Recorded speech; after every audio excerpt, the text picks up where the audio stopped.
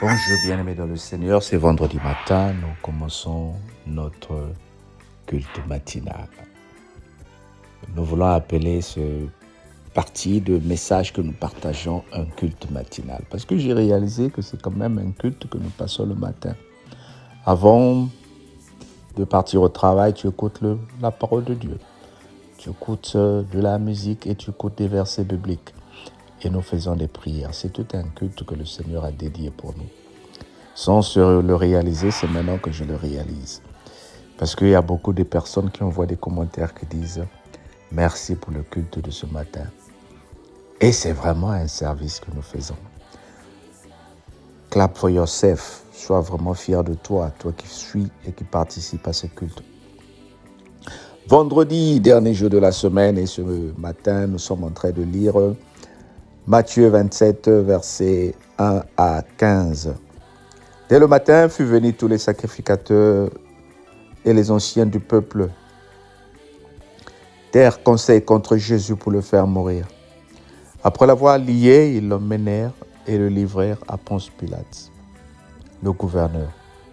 Alors Judas qui l'avait livré, voyant qu'il était condamné, se repentit et rapporta la pièce d'argent aux principaux sacrificateurs, aux anciens, en disant « J'ai péché en livrant le sang innocent. » Ils répondirent « Que nous importe, cela te regarde. » Judas jeta les pièces d'argent dans le temple,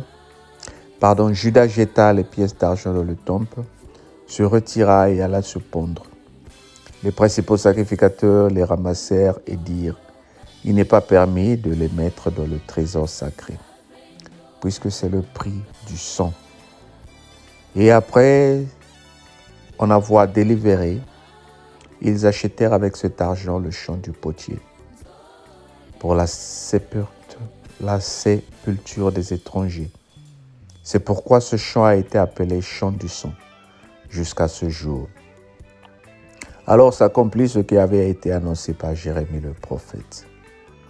Ils ont pris les 30 pièces d'argent, la valeur de celui qui avait été estimé, qu'on a estimé de la part des enfants d'Israël, et ils les ont donnés pour le champ du potier, comme le Seigneur me l'avait ordonné.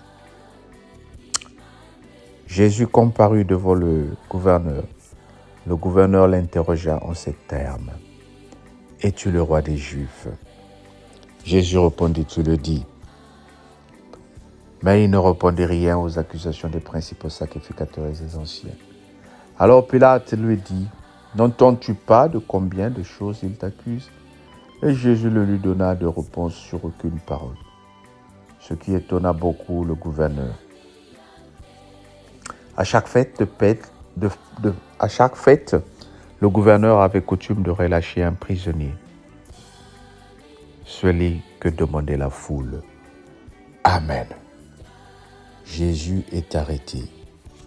Judas voit que maintenant Judas se ressaisit parce qu'il était sous l'effet de la colère, sous l'effet de la déception, sous l'effet de la jalousie, parce que le Seigneur avait été glorifié par cette femme qui a mis le parfum sur ses pieds, parce que le Seigneur avait commencé à annoncer qu'il partirait. Et pour tant de raisons, Judas avait été corrompu par des mauvaises idées pour vouloir faire éliminer le Seigneur. C'est la même chose qui nous arrive lorsque nous sommes sous l'effet de la colère, de la déception. Nous posons des actes parce que nous permettons au diable de prendre possession dans nos vies. Ce matin, j'aimerais te parler de cet aspect de Judas. Judas n'était pas un diable, il n'était pas un démon, il était parmi les saints. Il a mangé avec Jésus, il a opéré des miracles, il a chassé des démons. C'est parce qu'on ne parle pas de cet aspect-là, mais sinon la Bible nous dit que Jésus les envoyait 2 à 2. Et il revenait pour glorifier, pour dire même les démons nous entendent. Donc Judas a partagé ce mystère. Il était témoin de ces choses-là. Mais un seul instant a suffi pour que lui, il cède à la place du diable, la colère, la haine, le manque de pardon. Voilà pourquoi, bien-aimés, nous devons faire attention, nous les chrétiens. Si Judas qui dormait, qui mangeait avec Jésus, a été rattrapé par le diable, c'est parce qu'il y a des émotions qui nous rattrapent, qui nous corrompent. Certes, c'est le plan de Dieu que le diable devait corrompre les mœurs d'une personne pour que Jésus soit livré. Mais la Bible n'avait jamais choisi que ça serait Judas. C'est le plus faible, le maillon le plus faible. Es-tu le maillon le plus faible de la cellule de prière à la gloire de Dieu?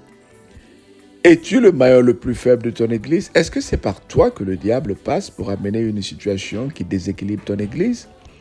Est-ce que c'est par toi que le diable passe pour amener une situation qui déséquilibre ta cellule?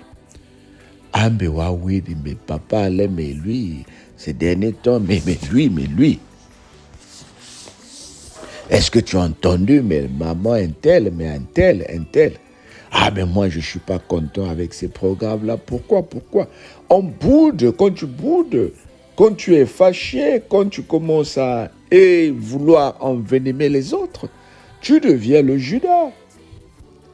Le Judas, regarde ici, la Bible dit, il s'est repenti après. Mais c'était trop tard. Ceux à qui il avait collecté de l'argent l'ont dit, nous ne pouvons plus prendre cet argent. Regarde comment les païens sont. Ils ont des principes. Regarde comment les pharisiens disent, on ne peut pas repartir en arrière. Mais pourquoi c'est nous les chrétiens qui repartons en arrière, qui changeons des idées, qui changeons de position? Aujourd'hui on dit oui, demain on dit non.